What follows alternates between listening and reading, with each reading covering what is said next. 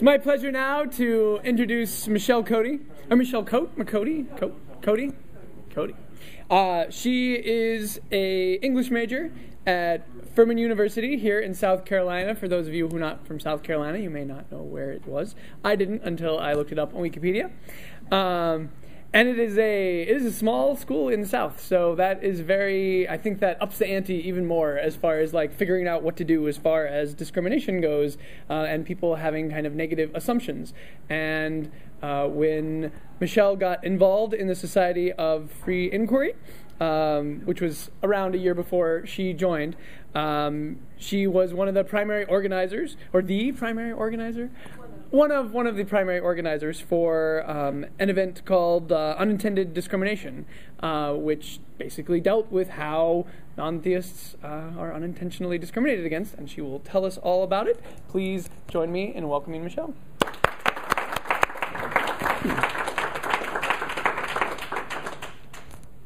Just stick that somewhere. Okay. Seems logical.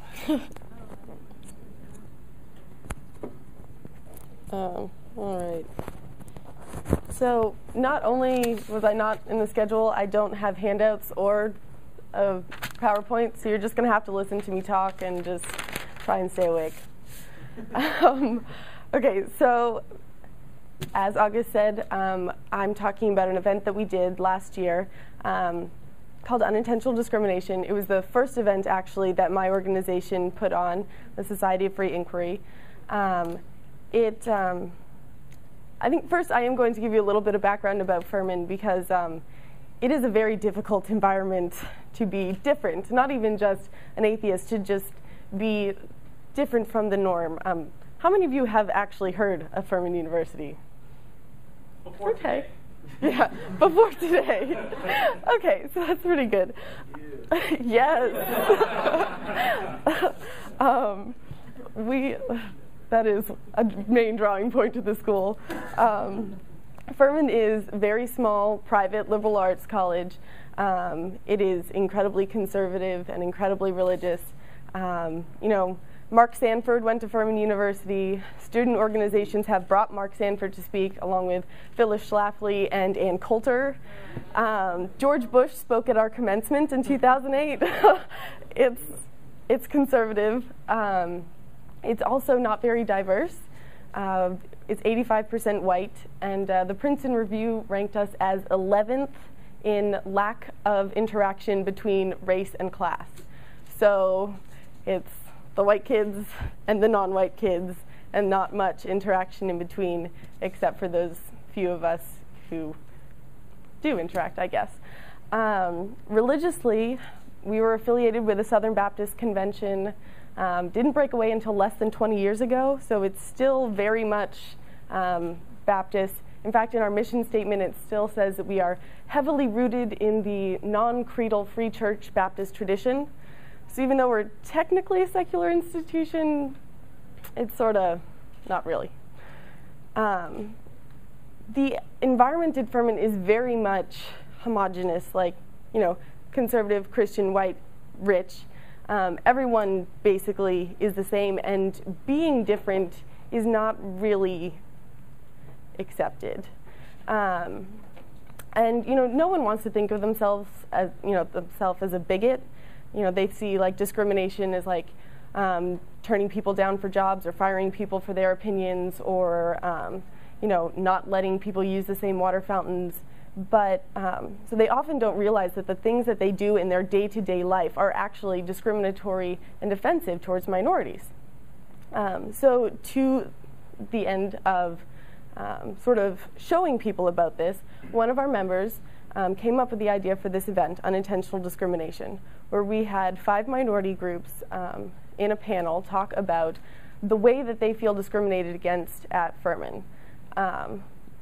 The 5 groups we had were the Society of Free Inquiry, Encouraging Respect of Sexualities, the Gay-Straight Alliance, Hispanic Organization for Learning and Awareness, Furman University International Students Association, and the NAACP.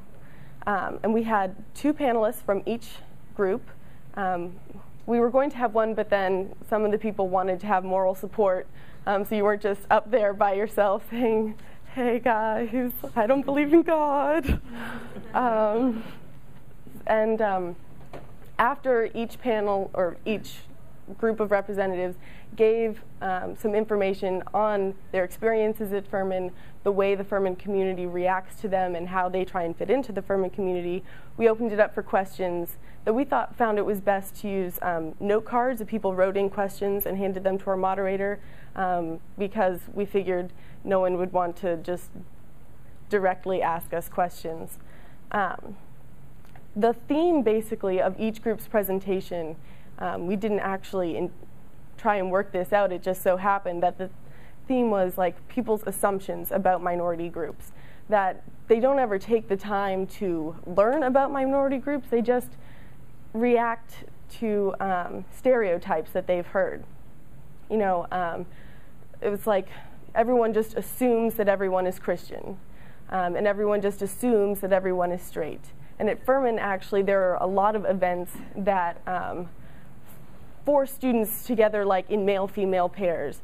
So the group Eros had a lot to say about that, how a lot of people see Furman as like a dating service. So to be, it's true. So to be, you know, LGBT on Furman's campus is very difficult. And then just to talk about being like, you know, the token black kid in your class, like, or, you know, from another country and what people assume about that. One of my favorite stories from the event was this girl from Kenya was talking about how people always say to her, "Oh, your English is so good," and she's like, "Well, we were colonized by the British too." Like, it's an English-speaking country. Just because I'm from Africa doesn't mean I don't speak English. So you know, we all basically were just talking about how people at Furman, the general population, are very isolated from even just the minority populations at Furman. And they just, you know, they have stereotypes about what it means to be an atheist, or what it means to be LGBT, or black, or Hispanic, or whatever. And how those stereotypes greatly inform their interactions with people from the minority groups represented. But also, while we were talking about, like, you know, when you say things like this, it is incredibly offensive. We also wanted to emphasize that just because you need to be aware of what you're saying and who you're saying it to, it doesn't mean that you shouldn't talk to us at all. Like, just because we're saying this doesn't mean to avoid speaking to us, but rather ask us questions, inform yourself, so you're not just spouting off whatever misinformation you've received from the general culture. We're really trying to focus on starting a conversation between minority groups and the general population, so that the homogeneous student body of Furman would sort of branch out of their little shells and learn how to talk to other people. This event received actually it was really well received, actually. The audience seemed to be pretty okay with it. We had cupcakes, which I think helped. Actually, I think that's why a lot of people came. Someone was like, "I'm bringing cupcakes," and everyone was like, "Great, we'll be there." But you know, we had more questions than we had time to answer, and the Society for Inquiry actually won an award for this event, the Boundary Breaker Award, for sponsoring the most innovative event that set new standards for Furman student life. So not discriminating against people was setting new standards at Furman. And it was actually so successful that we managed to partner with NCBI, which National Coalition Building Institute, I think, which does our freshman diversity training, because we have freshman diversity training at Furman. Everyone has to sit in a room and be like, you know, raise your hand if you're Polish, and you know. So they tease them? yeah, exactly. You know, you have to clap. Oh, good for you. You're Polish. But we have always sort of figured that that exercise in and of itself was useless, so we managed to pair with them to have speakers in the diversity training from each minority group, or as many as we could get to come to school early to do this, and talk about basically the same thing as unintentional discrimination, to sort of be like, you know, you're entering, you know, you're coming from your small private school to another small private school, but this is actually really shocking to me. There are people who come to Furman, and as undiverse as it is, they are shocked by how diverse it is. So we're saying, you know, you're entering college, you have to be big boys and girls now, and you need to learn how to speak to people without offending them. But one of the, you know, the real importance of this event, to me at least, was that it opened a conversation with people. We, you know, instead of just ignoring the issues and just letting people continue on their merry way, we said, hey, you need to stop and you need to think about what you're saying. You need to think about the ideas that are informing what you're saying, and you need to realize that maybe those ideas aren't correct. Because, you know, I've always thought the best way to combat prejudice is through education. If you tell people, like, oh, actually being an atheist doesn't make me a bad person, it just makes me a different person, that is actually revolutionary to some people at Furman, like, mind-blowing. So, you know, just trying to get people to understand what it's like to be different in an incredibly homogeneous culture, to make them understand that the way they treat people actually can sometimes be discrimination. Just make them aware that there are times in their day-to-day interactions when they say offensive things or do offensive things, and that it's not always just, you know, cross-burning or hanging a noose. A noose was hung in our student union after Obama was elected. It's just to sort of further drive the point home of where I go to school. You know, that is incredibly offensive, and that's what people have in their minds of this is discrimination. Like, this is what this is what you shouldn't do, and like, well, I'm not like that. I would never do that. But you know, you're trying to get them to understand, well, maybe you didn't hang a noose in the student union, but you are, you know, assuming that every black student is the same. That's a major complaint of the NAACP at Furman. So, you know, the event was designed to get people to start talking about this, get people to start talking to us, to the minority groups, to ask us questions so they can further understand who exactly we are. Because, you know, if you just ignore it, it's not going to go away. And if we can't talk to each other, then we can't fix the problem. And that's basically all I have to say.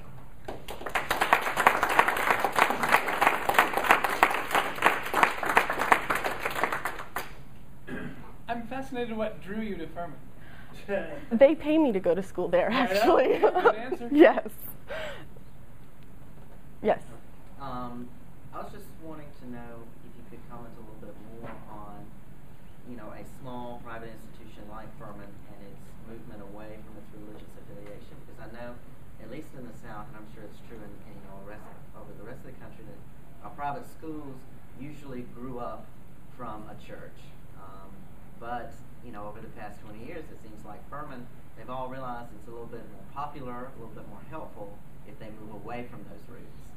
And I guess you said, I mean, kind of that movement away is still pretty recent, but like what kind of changes has that necessarily brought about to, you know, disengage yourself from that religious background? Well, there are, you know, they do try and focus a lot more on diversity, at least the administration does. A lot of the professors are not religious. In fact, some of them are incredibly liberal. And we've also moved away from having like Baptist presidents. Dr. Shai, who just retired last year, he was the first non-Baptist president we've ever had. So that was important, just like moving the administration away from being focused on that. We do have, I mean, we have a wide variety of religious institutions, not just Baptist. And I mean, they let us be on campus, and we do have minority organizations. that while we're very small, we do a lot on campus. Like Eros is very, very active. One of the things actually that I was really impressed, our current president, he was just sworn in like a month ago, I think. Eros staged a lie-in in response to the suicides due to homophobic bullying. And the president actually sent out a press release to every student and every faculty member saying, like, this is an important event. If you can, support it, and if you don't have time or don't want to like actually go out and participate, then you need to leave them alone. Like, harassment will not be tolerated, which was really important. That from the top level, there is the message that we need to broaden our perspectives. It's really just the student body that is still, a lot of kids come to Furman because their parents and their grandparents came to Furman, so you're getting a lot of, legacy students get $5,000 a year just because their parents came to Furman. So you get a lot of students that are, that come to Furman because it is still religious, like maybe not officially. So it's a lot of the student body, we're just still having trouble attracting students that aren't, conservative, white, and religious. But the faculty and the administration is trying to move us away from that, which is good. Do you think an event like the Unintentional Discrimination would work at a campus that wasn't as inclusive? I don't know, actually, because, like I said, it was considered groundbreaking that we got up and said, hey, you should treat us nicely. So I think it's certainly, the success was a great deal dependent upon how just very homogeneous Furman is. I think it can still be an important event at a more diverse institution just because a lot of times we still just don't talk about these things. We just say like, oh, like, of course we're good people, like, we don't do stuff like that and just let it lie. But talking about it is important regardless of the institution and how diverse or accepting it is. Yes? Did you get any reaction or kind of feedback along the lines of like, oh, how could they set themselves up as like being the victim? How could they, even as non-religious students, go about trying to elicit our sympathy because they're non-religious? We didn't get reactions quite like, one of the questions was actually like something to the effect of, I don't even remember what it was, but essentially that we are all, presenting ourselves as victims as like, this is like all we are, and like, oh, look at me, I'm different type of a thing, which I think that question was sort of focused towards the representatives from Eros, and they basically had to say like, this is not the only facet of my identity, this is the facet of my identity that everyone here focuses on. So there wasn't like a, what is wrong with you setting yourself up as a victim, like it's your fault that you're different type of a thing. I think partially like people wouldn't have gone to the event if they weren't interested in learning about it. But there wasn't much negative backlash to it, just because I think if you are offended by minority populations, you wouldn't have gone to hear us speak, Do